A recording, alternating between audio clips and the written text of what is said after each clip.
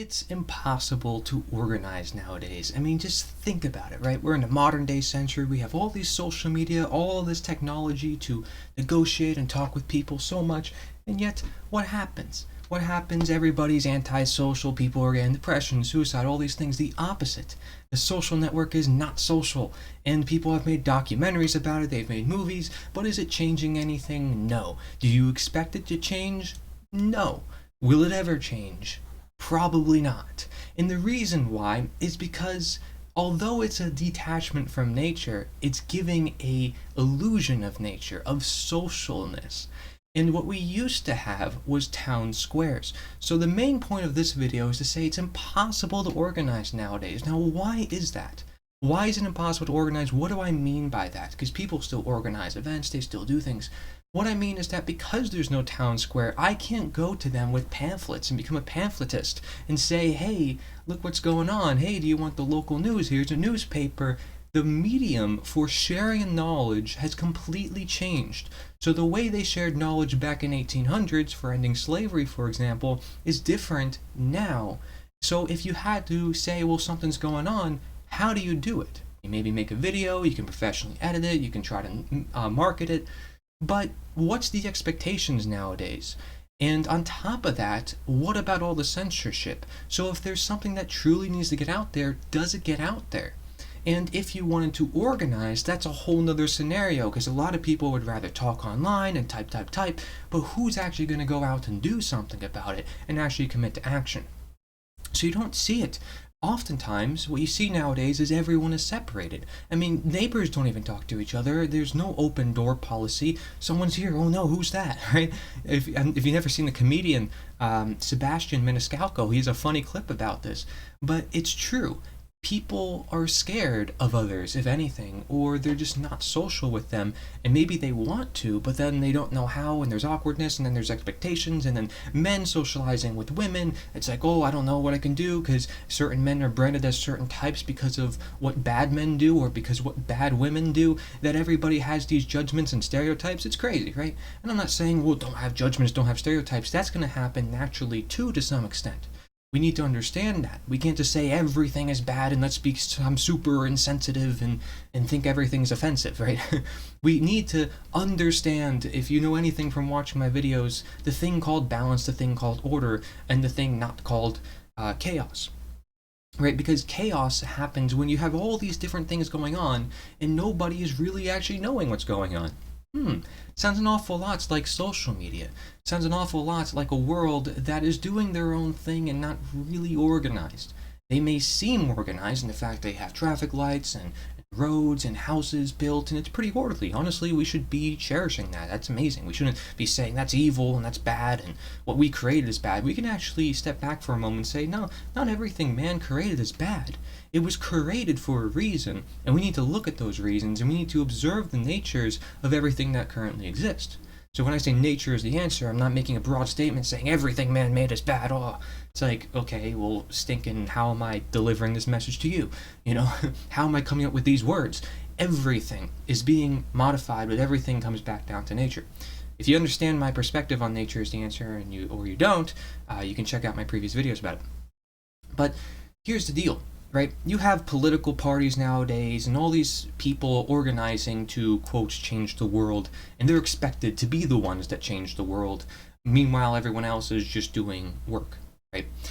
Now, their work is not changing the world, but supposedly politics is the section that gets to change the world, interestingly enough. And basically, if you want to change things in politics, you basically have to infiltrate. Right? But then if you infiltrate, well, then you play their game, you play their system. And then basically you become consumed by that and everything is gone.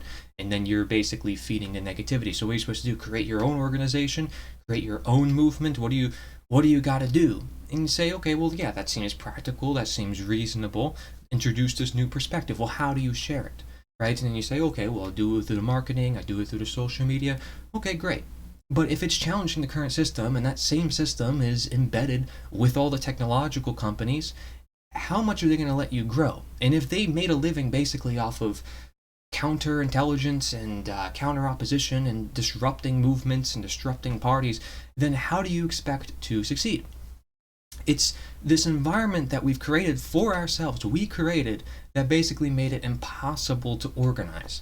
Now we can still organize. We create things like the One Great Work Network, right? We create things like this YouTube channel, and people meet each other and it organizes more and more, but is it nearly the same as my previous example was, where you were in a market and you're talking with people and you're handing out pamphlets and educating people and talking to them in the street and face to face and through voice and one on one, and not being seen and spied on, and censorship, all these other factors that people don't always take into account. See, it's totally different. It's a very different environment. And what we have nowadays is weak leaders all over the place. Okay, so not even looking at the idea of rulership or authority, but for what real leaders are, which I have a documentary about, real leaders versus fake leaders, unnatural leaders versus, natural leaders per se. You're not born with that. It's something you have to understand and grasp. It's something that requires some level of talent. You don't get there because you're in the Republican Party. You don't get there because you're a Democrat or because you have this stance or that stance or said these words or that words. But apparently in today's world, because everything is like this, that it has to be perfect, right? And everybody has this standard of perfection, which is just nonsense because nature isn't perfect. That's what makes it so perfect, right? So you have all these people who I would say are weak leaders, not just fake leaders, because they're unwilling to see new ideas. They're unwilling to escape the left versus right, or this third party which comes in and says, okay, well, this is the third party, right? This is the problem. They don't seek outside the box. I can make all these different proposals and writings as I have, and it may not even matter to them, because they're already set on what their agenda is, and they don't have a mass public surrounding them to hold them accountable. And it's not like we're in the town market square where anything can happen at any time based on the public's reaction.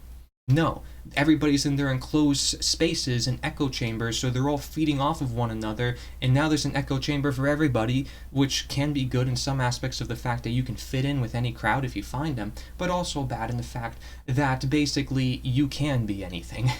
So it basically can make it an alienation of sorts in different divisions. But we never know what's going to happen by the day. And the biggest thing here, this is the biggest thing I want to mention, is that these people who run these political campaigns or movements, etc., and I have many criticisms for different types, and I could bring up specifics, they will continue doing the old things, which have always been done in politics. And even though the world has been changing rapidly, so although there's censorship, although there's all these things, they still continue the methods that they were tried 10 years ago or 20 years ago or hundreds of years ago, right? I have to admit, say, hey, abolitionism in the 1800s has to be a little different from what it is now. I mean, obviously, we're in that modern technological age and there's other factors to consider. It's not exactly the same. And when they're playing these political games and they're saying, well, we need to change this legislation, we need to put someone in office, do they realize that they're doing the same thing that got them to where they are now, where there's lockdowns and mandates and all the things that they're fighting against? Do they think that doing the same thing is going to lead to some different result? Just because there's enough people supporting it? No, it's not even about enough people supporting it, but also what you're actually doing. You have to consider the action, not just how many people are doing that action. The amount of people that are doing it is actually irrelevant compared to the action, because the action can matter a lot, right? The quality rather than the quantity. How many channels on YouTube grow because some person puts out a video once every month? That may not be a lot, but it is in the sense of quality. So quality and quantity have to be considered, and when people think of organization, it's either they focus way too much on quality or way too much on quantity. This is at least from my own observation.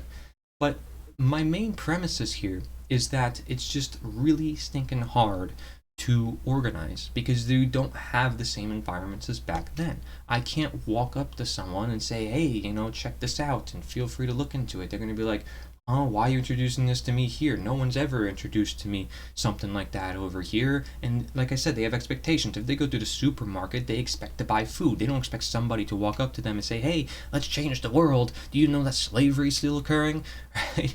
And in the political parties, they expect to talk about their agenda and what's going on. And anything else, it's like, okay.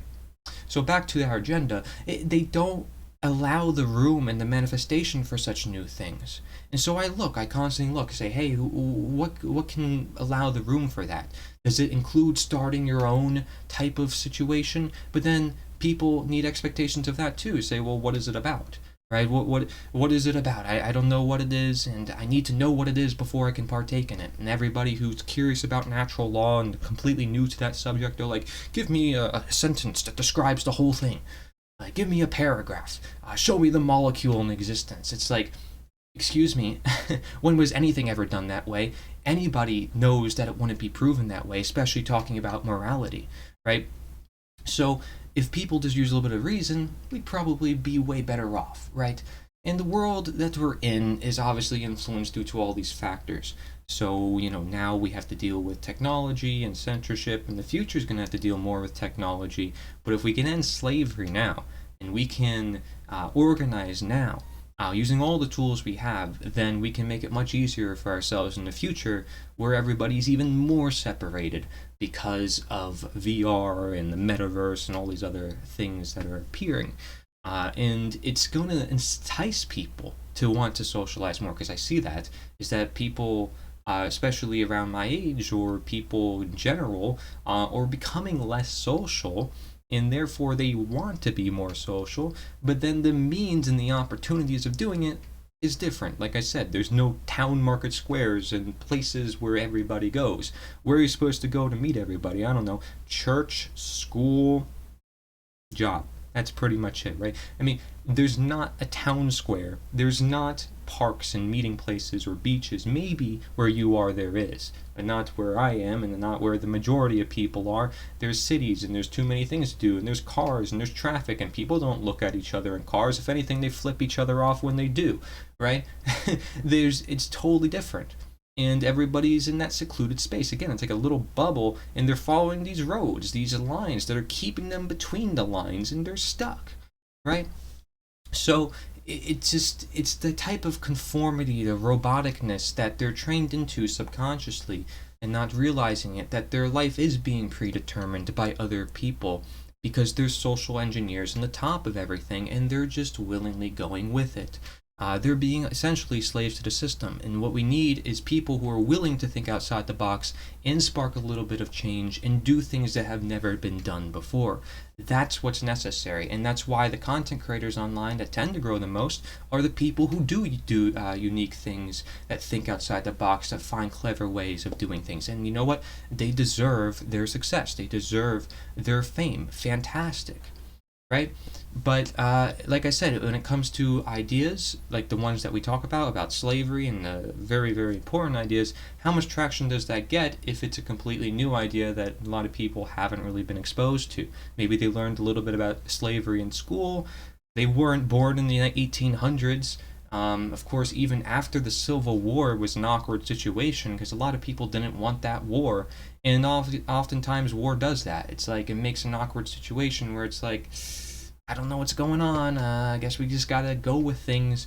So we don't want war. Nobody should want war. This is an obvious equation. The only people that create war in the first place is governments, and that's what they do. They divide people to conquer, divide and conquer. So understand these schemes, understand that you control yourself, that you can be a natural leader, you can help inspire people, and, well, we can do it together. It may be impossible to organize the way we have back then in the world, but I look forward to new, bright ideas. So if you're willing to collaborate, maybe you're a content creator with 100 subs, or maybe 50 plus videos, I'd say is a pretty good criteria. I'm willing to collaborate with you, hands down. Hey, you're invited. Let me know, send me a message, and I'll get back to you, because it's important that we do collaborate, and it helps everybody when we do.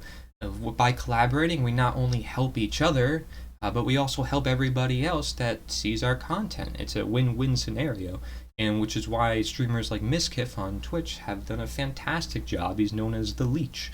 But we need to understand those strategies and learn from that we can still do some organization nowadays, and we haven't lost all the hope. It's just a lot different from back then, a lot less natural, and that's the problem. So do what we can, and if you have any ideas and any suggestions, Feel free to share it in the comment section below. I'm interested to hear. Thank you very much. Corey Adam Ninjalot, Nature is the Answer.